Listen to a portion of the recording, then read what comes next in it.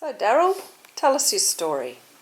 I used to work in aluminium foundries for 15 years, and the first day I ever worked in the aluminium foundry as a die caster, I was told to be careful with using sodium fluoride, and because it was poisonous. And at that time we had fluoride in the water here in South Australia, and it was exactly the same year we had the fluoride in the water, and I started working in the foundry. And I worked in foundries for 15 years, and when my leading hand said that fluoride's poisonous, I thought, if it's that poisonous, why are we drinking it? And if it's that poisonous, why are we using it? And I was only about 3 months to 4 months out of the fourth year of high school, so it was my first job, and I just got on with it and worked with it for 15 years. And my elbow, if you can see, my elbow is pretty big. What's that from? The sodium fluoride. And my wrist as well, bone compared with the other wrist bone, and my other elbow, if you want to compare them. So did they come up? Did that come up overnight, or did it take some time? Or I started working with fluoride when I was 17, and it was about 25, 26 when I really noticed my elbow, and I thought, what the heck, where did that come from? And I never found out until this year, and researched fluoride myself, and that's what fluoride does to your bones. Just calcifies everything. Tell me about what you've been doing in terms of research. As much as possible, because my children have been affected as well. How have they been affected? My daughter's been diagnosed the same as me with chronic fatigue syndrome, and my son's had, he's got dental fluorosis, gut problems as well, along with 2 broken arms, tendonitis in his right leg. As I said, the dental fluorosis, no adult teeth in his bottom jaw at the front, still got his baby teeth and he's 23. So there's no adult teeth to come through. And why do you think that is? Well, I'm not an expert, but it doesn't look good for fluoride to me. So what do you do to avoid fluoride? I've got a reverse osmosis system under my sink in my house, and I drink and cook with it, and try and stay away from fluoride as much as possible. Plus I have magnesium and calcium supplements, vitamin D, vitamin B and vitamin E. And how do you avoid, do you bath or shower in fluoridated water? At the moment I have been, but I've got purchased a camping shower, and hopefully we'll be using that with rainwater in the next few weeks when the sun comes out, when my mind works properly, to be able to use it, figure out how to use it. So what have you done to chase up authorities about this issue? Oh, the usual, the health department, the Minister for Health, doctors, professors in the health department, and it's just a complete waste of time, because they've got their own agenda, and they have no qualms of what they're doing. What would you like to say to all these people? You've obviously dealt with quite a bit of suffering, so, and your family, you're watching your family suffer. What would you like to actually say to these people who are fluoridating? Grow up. And what about the actual places where, like the water purification, they call them water treatment plants? What needs to happen to these places? Just get rid of them, turn the tap off, and we'll live happily ever after. What sort of resources have you used in your learning? Obviously, you've used the internet. Mm-hmm. What are some of the best places that you've utilised in your learning? Peer review papers, real peer review papers, not reviews of peer review papers. And any films that have note? Oh yes, Firewater film. Excellent references in that. And real people with real problems, and real medical people speaking about the real problems of fluoridation.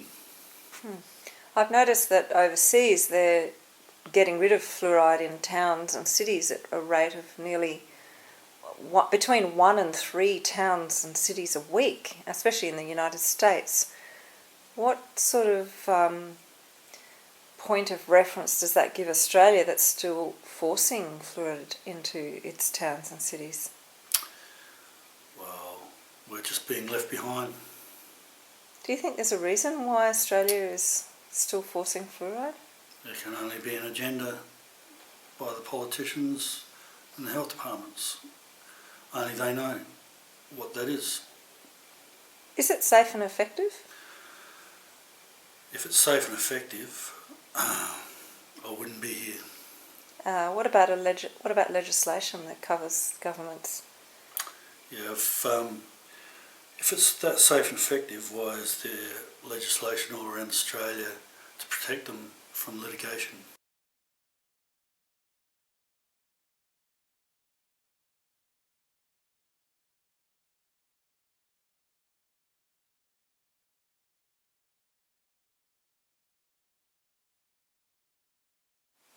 That's a good question.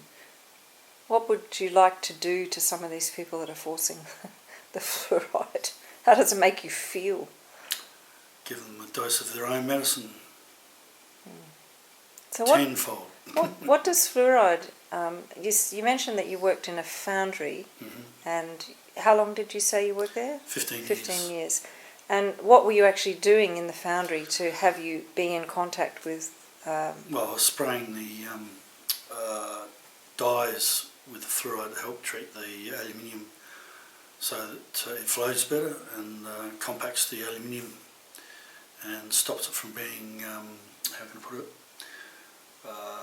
brittle, and that's in the process of die casting of aluminium components like mag wheels and motor car components. So what, you're breathing in the fluid, or Yes. are you having it contact with your skin? Both. You spray the dye with the sodium fluoride plus protective coating on the machine itself, because otherwise the aluminium would eat through the dye as well, and it helps actually to the spray helps the component come out of the dye easily. Otherwise it'd be stuck there. You were mentioning before that you've chased down various authorities. What's the kinds of responses that you receive? Obviously you've had different authorities that you've approached. Have you emailed, or have you phoned, or have you gone in person? What are the sort of ways you've tried to contact these people? I've emailed, phoned, spoken over the phone, and it's just handball after handball, plus more or less laughing at my face, more or less.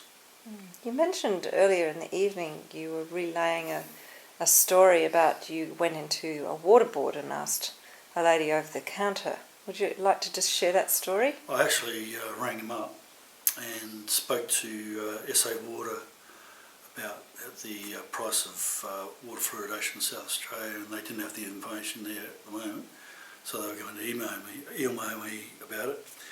And then I said I'd been poisoned by it, and the fellow at the other end of the phone asked me, really nice guy, said, would you like to speak to someone in the lab? And I said, oh yes, definitely, if I could. And anyway, they put me on to a very vicious middle-aged woman in the lab, and we got to talking. I said I was poisoned by fluoride, and anyway, in the end I asked her if she was drinking from Adelaide's water supply, and she told me to mind my own business. And I promptly replied, that's exactly the answer I needed, and thank you very much. So surely if there was something to hide, that would be the response you would receive. But if there was nothing to hide, she'd say, yeah, I love our water. Exactly. Seems a common response to something you enjoy drinking. Mm-hmm. Nearly fell off my chair when she said that. How long have you been fighting this?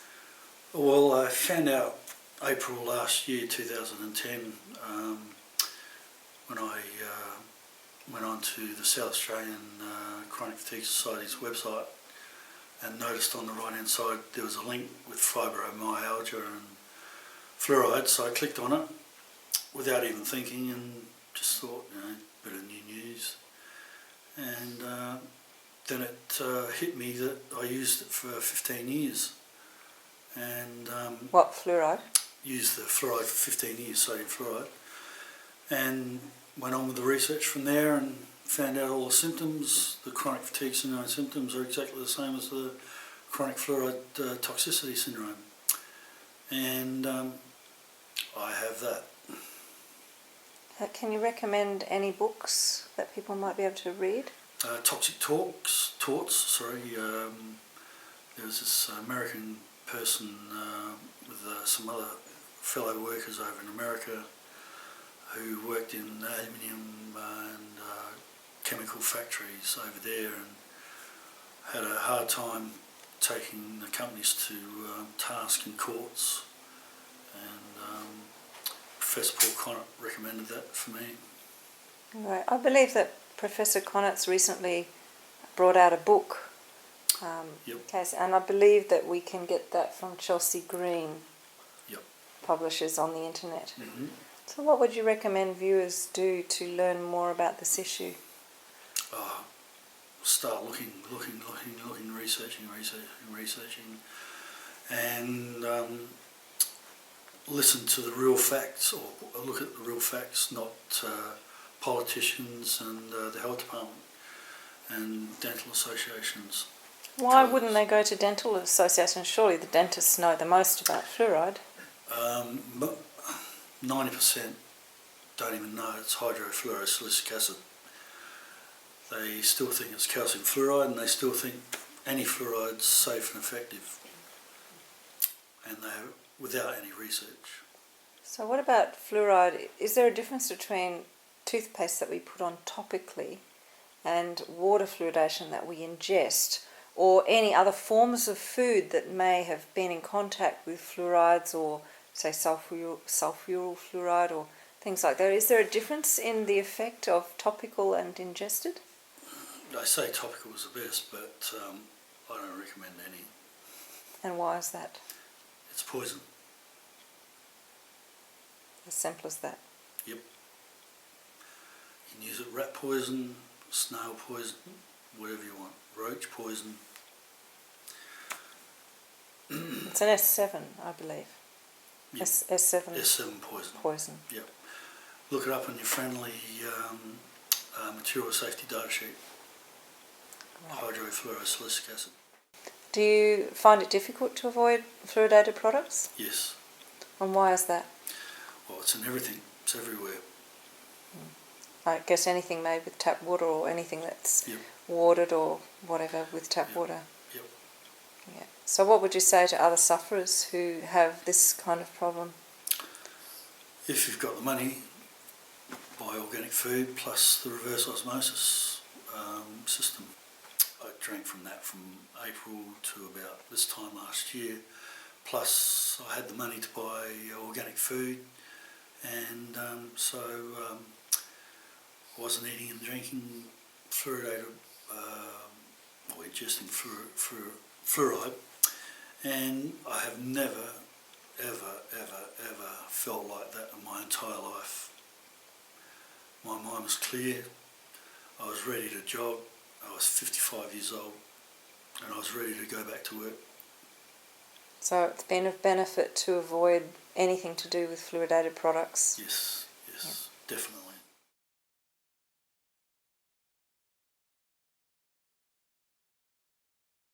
You were just mentioning something about petrol. Maybe you'd like to share that with viewers. Yep. The lead was taken out of the petrol because it's toxic, and putting a lot of lead in the blood of children, and then they put they replaced the lead with fluoride, hydrogen fluoride. And up in Queensland, a year or so ago, they had a fluoride spill or accident, and it was never been put in the mainstream media on purpose. I accidentally found it on the web, and this was in Queensland, the Caltex refinery, and there was a few people taken away and put in hospital. And this is the usual story, that anything like this happens, the mainstream media don't want to know about it. Why do you think that is, if it's so toxic? If they're prepared to take it out of petrol but then replace it, if they're prepared to take lead out of petrol but then replace it with fluoride, why wouldn't that be a story that's worthy of telling by mainstream media? Well, all I can say is there's a big cover-up. Massive. And who do you think is pulling the strings of the cover-up? I mean, obviously people are going to ask why would they, if it's poison, why would they put fluoride in the water? Well, there's an agenda by the politicians, the health department, and someone's pulling the strings somewhere. So just, if you could just show the audience your elbow again. Does that hurt? No. Doesn't hurt. Is it uncomfortable? No. So it doesn't give you any distress at all? No. Is there any other... How can you sort of know that this is fluoride related? Well, in India there's pictures or on the net, you can Google it. They've got calcium fluoride over there in the natural water supply, and you can see photos of Indians, children, men, women, with bone deformities like mine in their legs and their hands, and sometimes you can x-ray your forearm, and you can see the extra bones growing in between where your muscles go, and that's a sure sign of skeletal fluorosis. I believe there's a world authority who knows a lot about the naturally occurring calcium fluoride. What's that person's name? I think you're asking about Professor A.K. Sushila. Mm-hmm. So people could Google her work? Yep, fluoride and fluorosis, and you'll get her website. Dr. A.K. Sushila and fluorosis. Yep.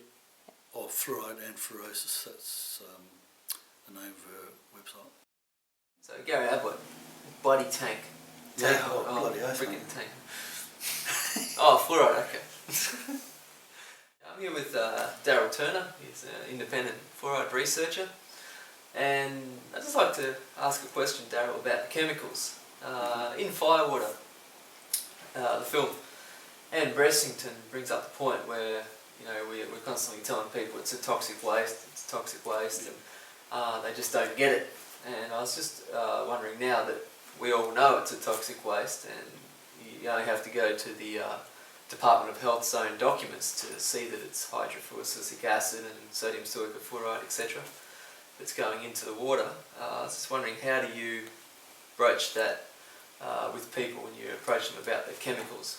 How do you pitch that to them? Well, I say, do you know what really is the fluoride that's in the water? And they really don't know. And when I say hydrofluorosilicic acid, they've just got no idea what you're talking about. Mm-hmm. And if you want to know about that fluoride spill, the tanker in Illinois, there's a news item on YouTube from Illinois about fluoride spill that's eating the driveway, cement driveway of the water treatment plant. Mm-hmm.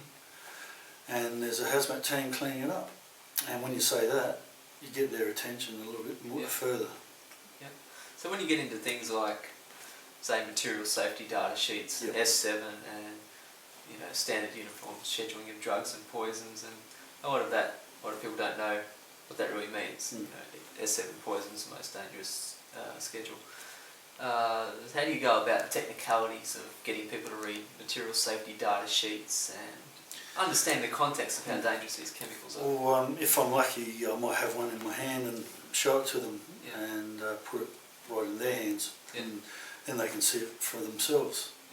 And I've had the opportunity of putting it in the back seat of my car, and I've gone back to them and shown them the material safety data sheet and left it with them, and they've gone away and hopefully learnt something. So do you ever get follow-up emails from these people? I mainly give it to them in the shopping centre, and I see them again, bump into them, and even shop owners and stuff like that.